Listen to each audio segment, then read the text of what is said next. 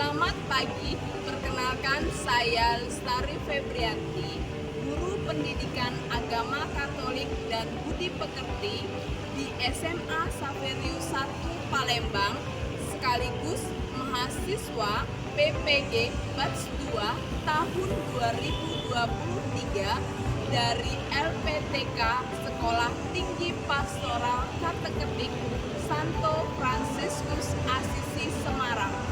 Pada hari ini, Kamis 30 November 2023, akan melaksanakan uji kinerja praktik pembelajaran real di kelas 12 IPS di SMA Saverius 1 Palembang dengan materi pokok budaya kasih.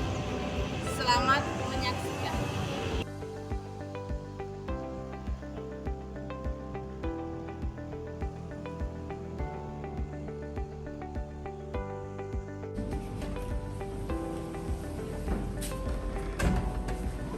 Halo, selamat pagi semua. Pagi, Bu. Apa kabarnya? Luar biasa. Gimana sekarang? Sehat. Tetap semangat? Yes. Oke, terima kasih. Tadi pelajaran apa? PKN. Oke, kita sudah istirahat ya, lalu masuk lagi sudah segar, semangat. Oke, saya cek dulu kehadiran. Sekretarisnya siapa ya? Siapa yang nggak hadir? Hadir semua. Oke, baik, terima kasih. Oke, yang saya minta untuk minggu lalu persiapan sudah ada semua ya, sudah disiapkan LCD dan sebagainya. Terima kasih. Oke, untuk mengawali kegiatan pada pagi hari ini, kita buka dengan doa. Silakan. Silakan hadir.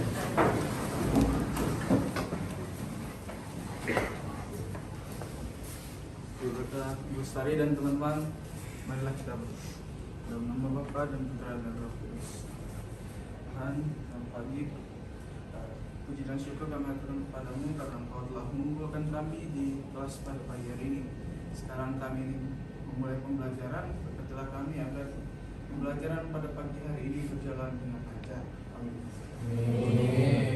Pada merah magret, gerak. Baik, kita akan memulai ya materinya. Yang pertama itu kelanjutan yang kemarin ya, sebenarnya ini membangun hidup yang bermartabat, budaya kasih. Jadi itu babnya, lalu ini sub materinya. Oke. Nah, CP-nya atau capaian pembelajaran, peserta didik mampu memperjuangkan nilai-nilai penting dalam masyarakat yang bermartabat seturut ajaran Yesus sebagai perwujudan imannya dalam hidup sehari-hari di tengah keluarga, gereja, dan masyarakat.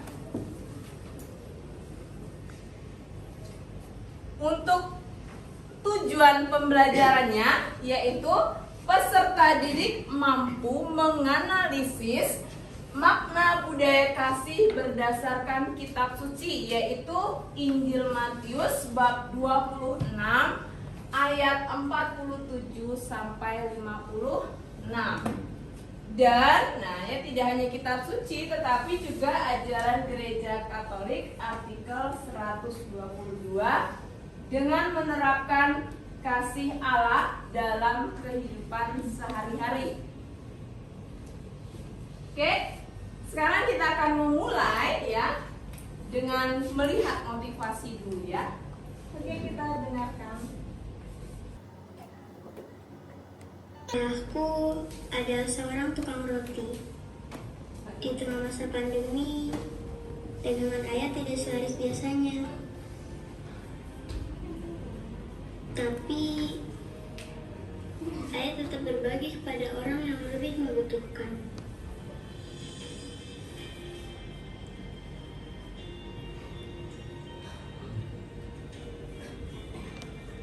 Ayah tetap menolong orang yang kesulitan.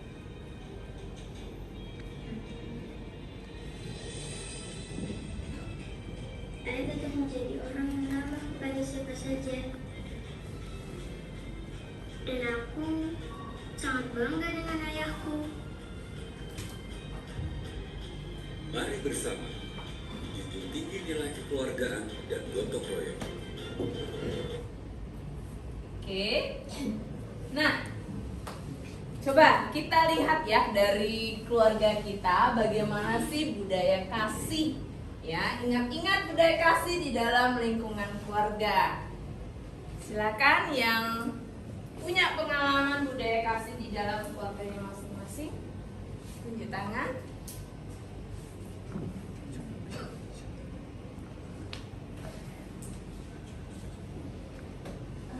Oke.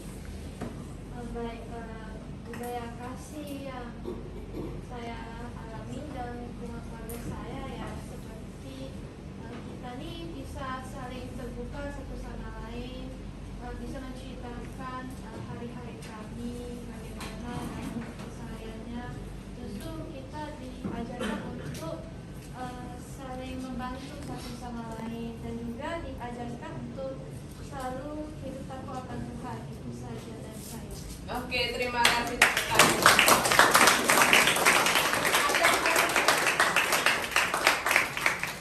Ada komunikasi ya. Oke, siapa lagi? Silakan. Ya, silakan. Jadi Ibu, pengalaman saya sendiri di lingkungan keluarga itu saya pernah nih, Bu. Kan kami itu berkeluarga ada 5 orang, Bu. Kami duduk di meja makan bersama, Bu. Ada porsi makan masing-masing kan. Tapi saya kebetulan masih lapar, Bu. Jadi Pak, ayah saya dengan berkorban memberi saya 2 keping nasi. Nah, dan itu saya sangat terharu melihat tindakan bapak saya, dan saya mencoba untuk memberi nasi saya ke adik saya, namun saya masih lapar. Jadi ya begitu. Oke, tepuk tangan.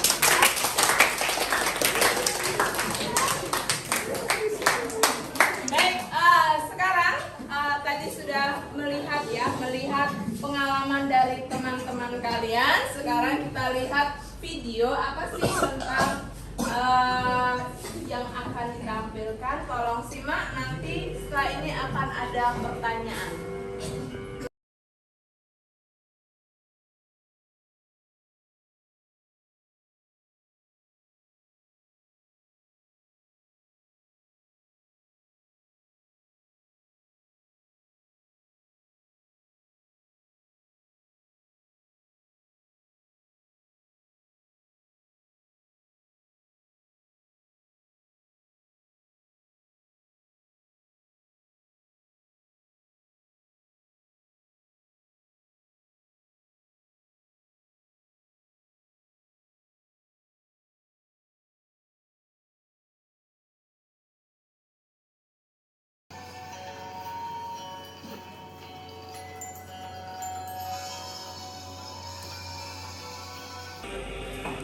Oke, demikian videonya. Nah, sekarang silakan dengan boleh teman sebangkunya coba lihat video tadi itu mau menceritakan apa, lalu kira-kira jenis-jenis kekerasan ya, jenis-jenis kekerasan yang terjadi di video tadi itu apa saja. Lalu yang ketiga, berdasarkan pengamatan atau mungkin ada pengalaman Anda, bentuk kekerasan apa yang pernah terjadi di sekitar Anda. Oke, sekitar 2 menit.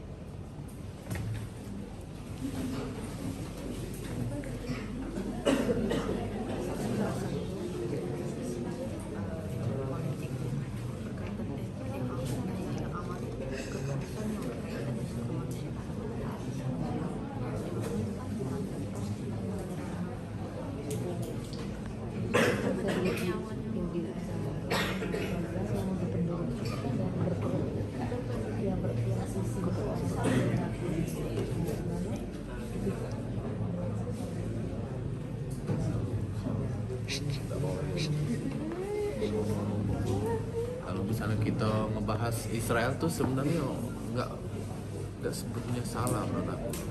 Oke, cukup. Oke, cukup ya. Ya, silakan siapa yang ingin menjawab? Ya, silakan, Bang Hasan. Jadi saya ingin menjawab nomor 1, Bu. Jadi video di atas itu bercerita tentang ini, Bu, penyerangan Israel ke jalur Gaza. Jadi pengungsinya di Palestina itu terus nambah. Sekian, terima kasih. Oke, terima kasih. Ya, silakan. Oke, jadi terima kasih atas kesempatannya, Bu. Jadi yang kedua itu tuh kan berkaitan dengan jenis-jenis kekerasan.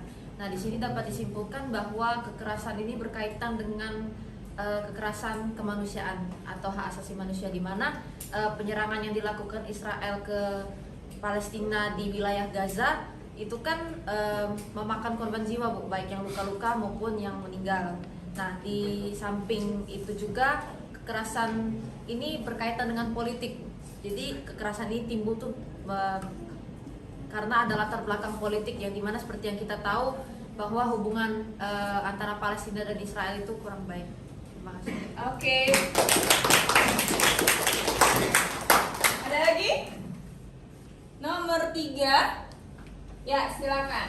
Radit. Baik, Bu, aku akan menjelaskan mengenai pengamatan dan pengalaman saya, Bu, ya. Nah, mengenai pengamatan dan pengalaman saya ini, bentuk kekerasan yang pernah terjadi ini baru-baru ini terjadi, Bu. Nah, Ya. jadi teman kelas saya ini ada yang kehilangan HP, Bu. Nah, HP-nya ini tuh dia ini nggak tahu HP-nya di mana, karena setelah dia cari-cari itu tidak ketemu HP-nya. Nah, hingga akhirnya dia tuh mulai mencari dan menuduh orang-orang, Bu. Bahkan dia ini sampai melakukan kekerasan yang vokal, Bu. Dia ini ngata-ngatain, kamu yang nyembunyiin gitu. Padahal belum tentu ada buktinya, Bu. Sampai ada nyalain guru dan segala macam. Nah, terus ternyata setelah usut demi usut, ternyata HP-nya tuh disimpan di tasnya sendiri, Bu. Padahal dia nggak tahu kalau HP-nya itu sudah disimpan di tasnya sendiri, dia lupa, Bu. Nah, setelah hal tersebut, orangnya yang kehilangan HP ini akhirnya tuh dilakukan tindak kekerasan oleh teman-temannya, Bu. Kepalanya dijitak, terus dia juga didorong-dorong. Padahal menurut saya manusia kan bisa lupa, Bu. Nah, jadi ya itu sebenarnya tidak pantas terjadi, Bu. Nah, itu kekerasan yang saya amati dan ada di pengalaman saya dan cukup traumatis loh di hidup saya. Oke, terima kasih. Oke, untuk Radit nanti bisa kita simak ya beberapa jenis kekerasan. Kita kelompokkan kekerasan apa itu ya. Oke, baik. Kita lanjut. Nah, ini dia bentuk-bentuk kekerasan. Ada banyak ya kekerasan, kita coba kelompokkan apa yang pernah kalian amati, mungkin dari media sosial atau dari pengalaman sekeliling kita.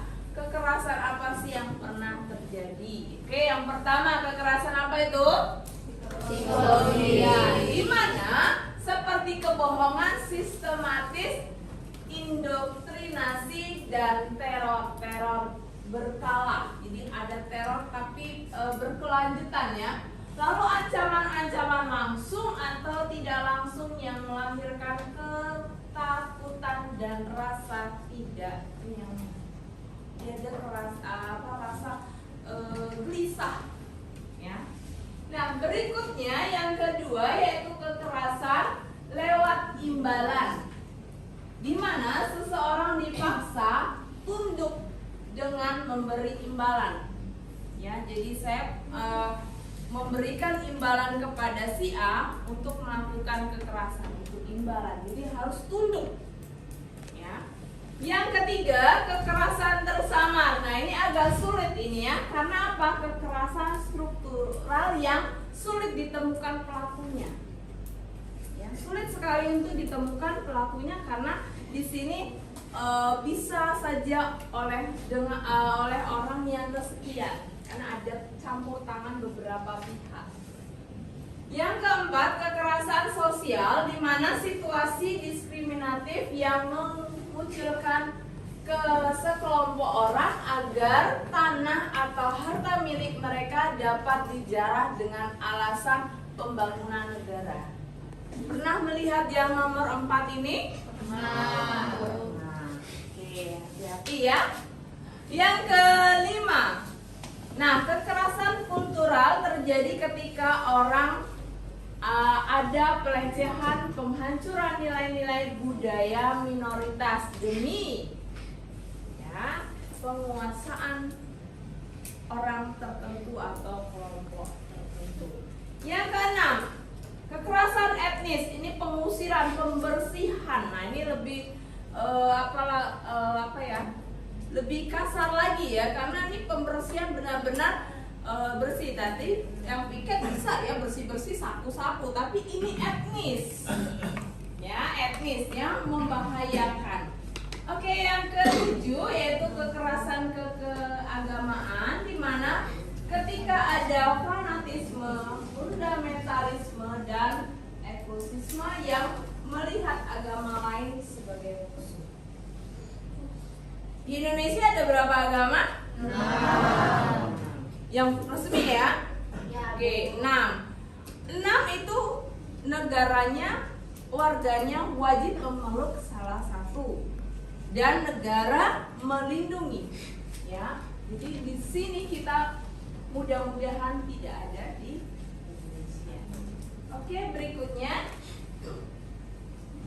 Nah, berikutnya adalah kekerasan lingkungan hidup, budaya atau bumi manusia tidak dilihat lagi dengan akrab dan demi kehidupan manusia sendiri.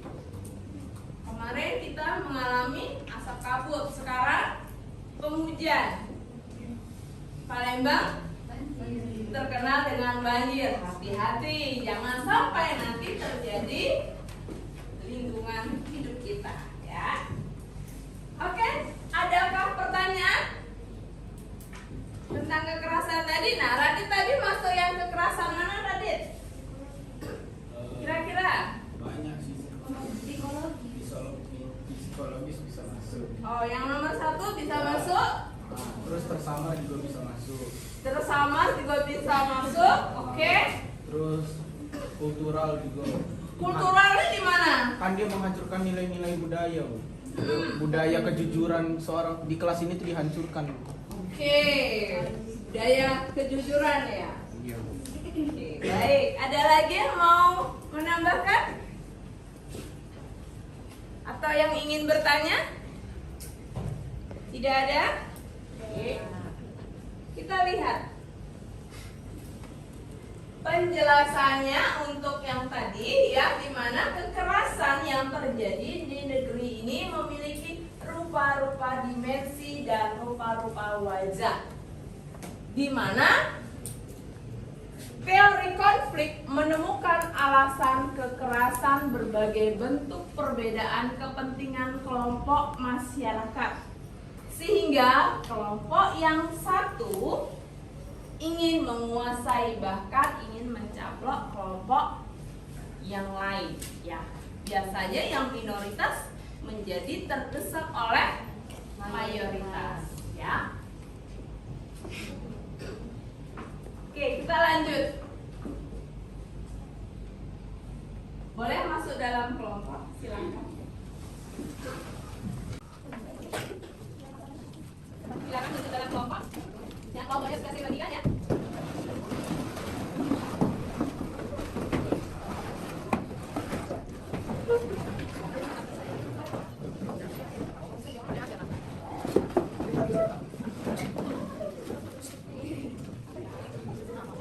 Posisinya tolong ya seperti kelompok 3. Kelompok 3 ya. Jadi jangan minggir-minggir.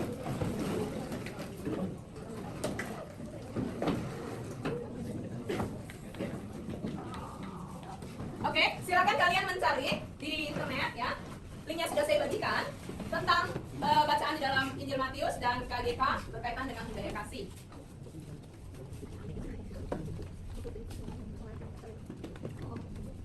Lalu kerjakan pertanyaan ini.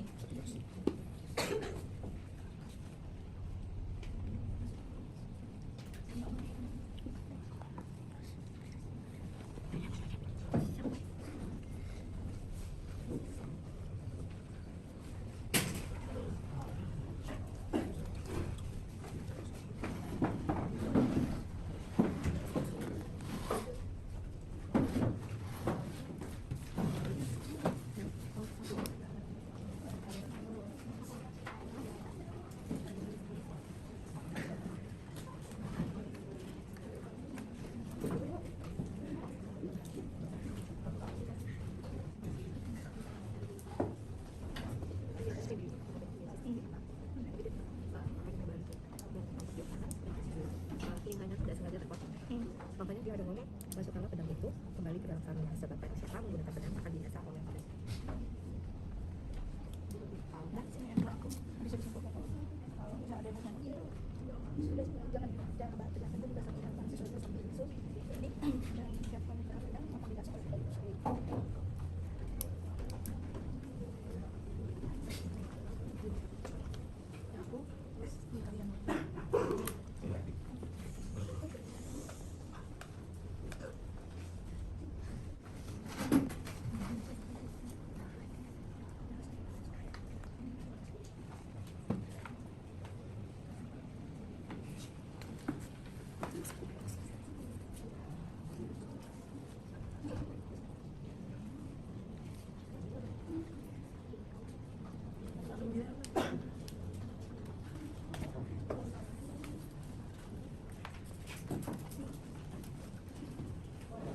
Oke, sudah selesai kerja kelompoknya. Silakan kelompok 1.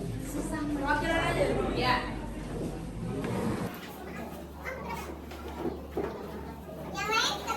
Dengarkan ya. Oke, simak jawabannya. Terima kasih Bu Lestari atas kesempatannya. Selamat pagi teman-teman semua. Jadi aku mewakili kelompok 1 akan membahas mengenai jadi belajar dari isi kitab suci yang sudah kami baca dari link yang dikasih. Maka apa yang Anda lakukan jika ada teman baik kita yang mengkhianati gitu ya. Jadi belajar dari kitab suci yang disampaikan bahwa misalnya ada teman yang mengkhianati itu kita tuh tidak boleh balas kejahatan dengan kejahatan. Maka sesuai dengan sabda Yesus itu sendiri, jadi ketika Yesus akan disalib ya, ditahan. Ketika Yesus itu ditahan, nah kan ada yang membawa pedang. Ternyata pedang itu kan melukai dirinya sendiri, bukan melukai Yesus. Nah, maka Yesus itu bersabda, maka barang siapa yang menggunakan pedang akan binasa oleh pedangnya itu sendiri. Maka kejahatan yang kita lakukan itu akan berbalik ke diri kita sendiri. Jadi kalau misalnya ada teman kita yang mengkhianati atau menjahati kita, ya balas itu dengan kebaikan supaya tidak menjadi suatu siklus berputar kejahatan itu sendiri. Oke, terima kasih. Balas dengan kebaikan ya. Oke. Silakan kelompok berikutnya.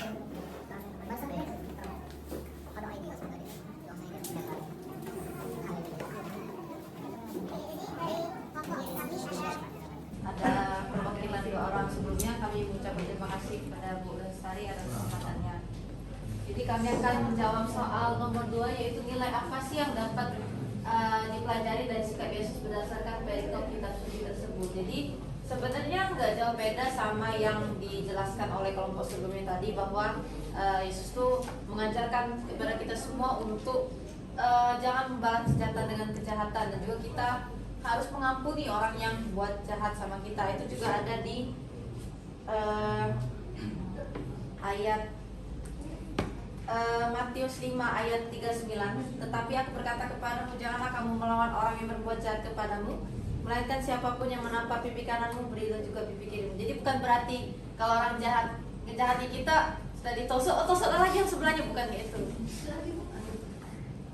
Nah, jadi intinya di sini juga saya menambahkan bahwa Tuhan tuh mengajarkan kita juga untuk mengampuni orang yang sudah berbuat jahat kepada kita.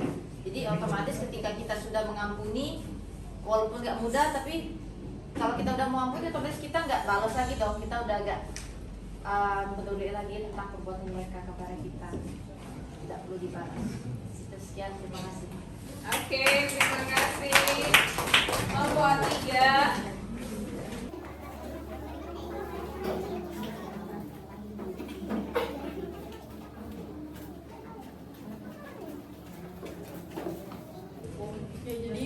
Kami dari kelompok 3 akan menjawab dari nomor 3. Sebagai generasi muda gereja, usaha-usaha apa yang dapat Anda lakukan dalam membangun budaya kasih di tengah keluarga, sekolah, dan masyarakat? Jadi budaya kasih itu nggak bisa kita minta dari orang lain. Jadi budaya kasih itu harus ada dalam diri kita sendiri. Jadi kita yang harus memberikan kasih kepada orang lain. Jadi biarkan orang lain, misalnya kalau orang lain tersebut nggak kasih gitu, nggak mengasihi kita, tapi diri kita sendiri harus mengasihi orang lain. Sebenarnya sama yang kayak dibilang teman Fana, aku lanjutin aja. Kasih itu sebenarnya yang kita kasih ke orang lain itu kayak kata ada orang bilang kita harus berbuat baik kepada orang lain, tetapi tidak peduli orang lain berbuat jahat pada kita. Tapi ketika orang lain berbuat baik pada kita harus ingat sampai kapanpun. Dan ketika orang lain berbuat jahat sampai kita harus melupakan perbuatan jahat tersebut. Karena kita sudah selayaknya untuk berbuat baik kepada sesama kita manusia, seperti kita merawat diri kita sendiri. Oke, terima kasih. Berikutnya.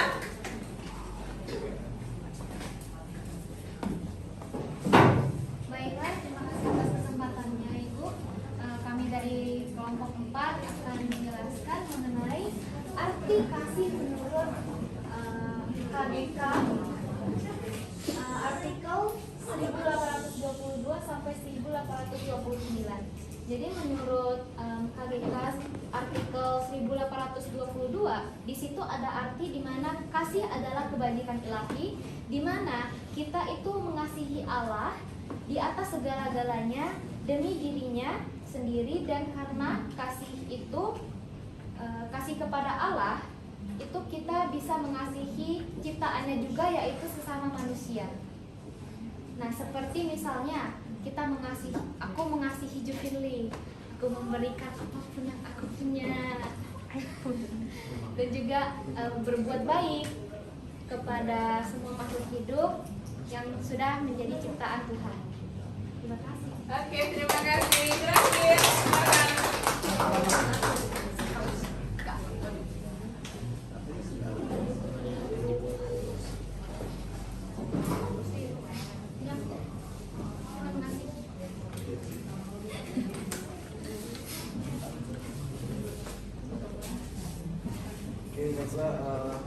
buat nomor 5 itu menurut kami mengapa sih kasih itu lebih dibutuhkan daripada konflik dan kekerasan. Jadi dengan adanya kasih itu dapat terciptanya suatu hubungan yang membangun kepedulian terhadap sesama dan serta empati dalam menangani perbedaan dan konflik. Kasih juga membawa kedamaian, keamanan dan keharmonisan dalam suatu masyarakat atau hubungan. Nah, sementara konflik dan kekerasan itu kan merupakan sifat negatif ya, yang bisa menimbulkan penderitaan dan kacauan. Nah, maka dari itu tentu saja hal itu harus kita hindari, dan dengan adanya kasih ini bisa menutup menggantikan hal-hal itu yang negatif itu bisa menjadi lebih baik.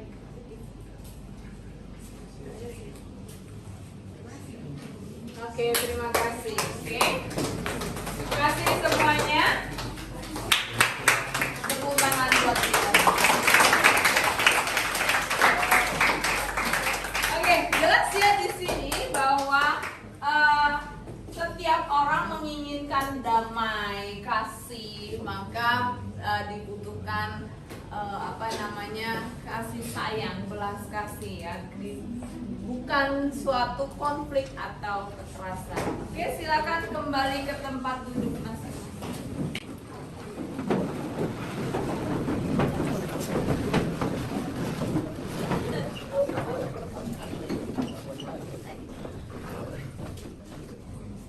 Baik, sekarang kita lihat kesimpulannya di dalam kitab suci dan ajaran gereja tadi. Yesus mengajarkan kita untuk tidak menggunakan kekerasan menghadapi musuh-musuh, tetapi juga untuk mencintai musuh-musuh dengan tulus.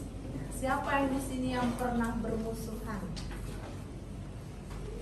Wow. Banyak yang udah pernah bermusuhan.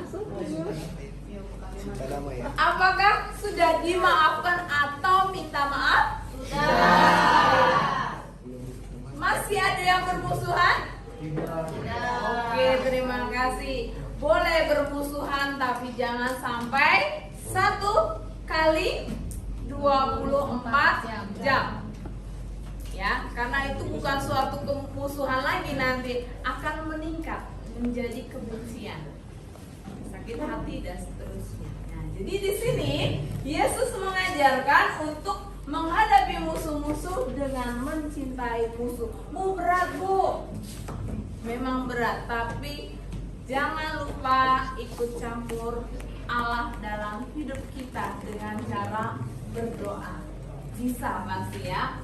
Nah, untuk mengembangkan budaya kasih dengan mencintai sesama, bahkan mencintai musuh, dapat dilihat selain Injil Matius tadi, juga dapat dari Lukas bab 6 ayat 27 sampai 36.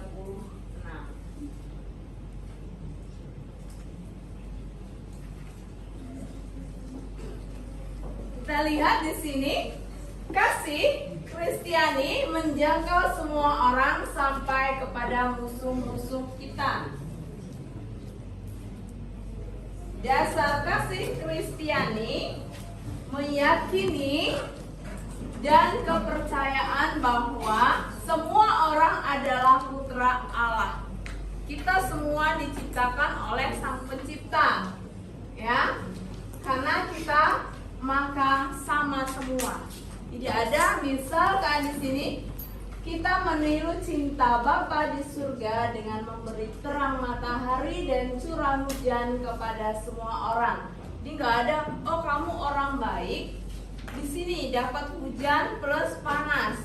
Orang jahat dapat hujan terus nggak bakal. Ya, semua sama. Karena Allah memberi cintanya total, sama. Ya, jadi orang baik maupun jahat itu nantinya akan punya hak yang sama. Oke, sampai di sini apakah ada pertanyaan? Apakah ada pertanyaan tentang budaya kasih? Oke, terima kasih. Baik, kita masuk ke peneguhan, di mana mengembangkan budaya kasih melawan budaya kekerasan memang tidak mudah. Tadi seperti saya tanya, siapa yang pernah punya musuh dan bagaimana diperlakukan musuh dan sebagainya. Nah, di kehidupan sehari-hari kita merasa sulit untuk berbuat baik dan mencintai orang yang membuat kita sakit hati. Apalagi kita sudah percaya total ya, tiba-tiba ada yang mengkhianati. Ada yang seperti itu? Ada? Nah, jangan sampai ya. Oke, namun dengan kasih kita dapat berbuat baik dengan siapapun, termasuk orang yang memusuhi kita. Antara lain karena keimanan kita kepada Allah sebagai penyelamat kita semua. Oke? Silakan ambil buku kalian masing-masing. Kita akan refleksi membuat slogan. Slogannya tentang apa? Ajakan dimana untuk menolak, ya, menolak kekerasan, tapi kita mengajak ayo berbuat kasih. Silakan. Gak usah banyak-banyak, namanya slogan ya. Cukup satu kalimat untuk ajakan saja.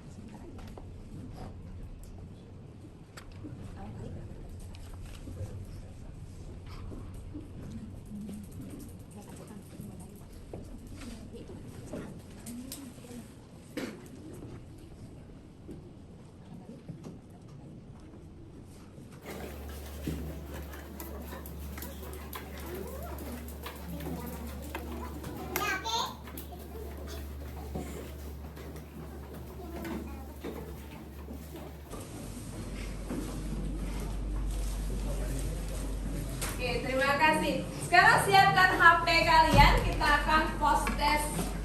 Kita lihat apa materi kita dari awal hingga akhir. Kira-kira bisa kalian menangkap atau ada yang kurang jelas, kita lihat dari post test ini.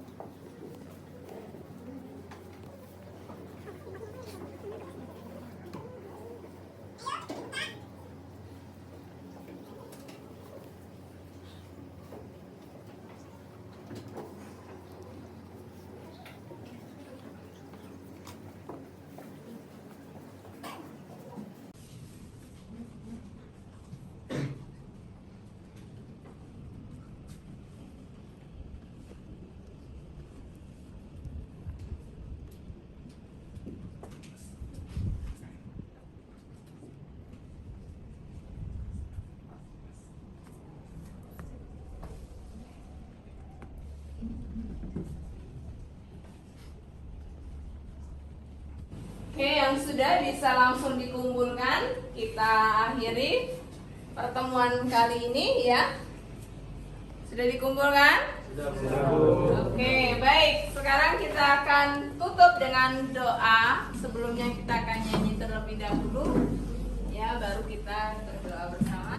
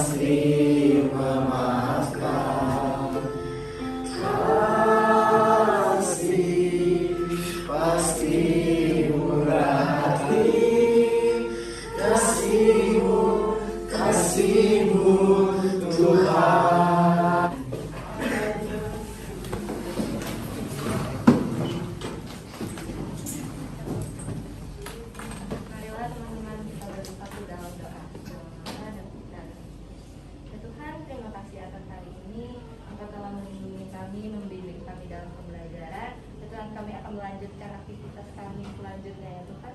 Berkatilah kami dan juga para guru serta Ibu Lestari yang akan melanjutkan aktivitas kami. Doa yang kurang sempurna ini kami katakan kepadamu demi Kristus pengacara kami. Amin. Amin. Kepada daerah merah putih, hormat gerak, tegap gerak. Oke, selamat siang. Terima kasih Bu.